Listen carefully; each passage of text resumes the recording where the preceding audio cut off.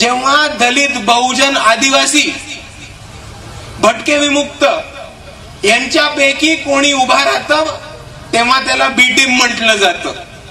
जेव्हा कोणी मुसलमान यांच्या विरुद्ध उभा राहतो तेव्हा त्याला वोट कटुआ म्हटलं जातं.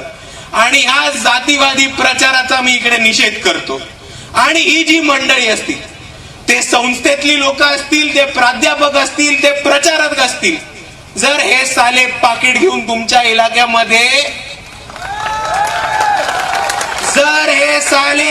इलाक्यामध्ये पाकिट घेऊन दिसले तर त्या भडव्यांना बडवून काढा आणि गांडीवरती लाथ मारून टाकला साल्यांना.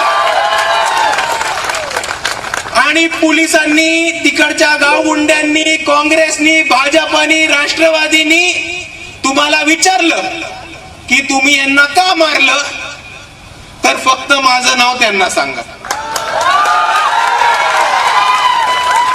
हे बघा, आपल्याला आपला इतिहास नक्की माहितीये. तुम्ही बंगाल मधल्या नामशूद्रांचं आंदोलन बघा,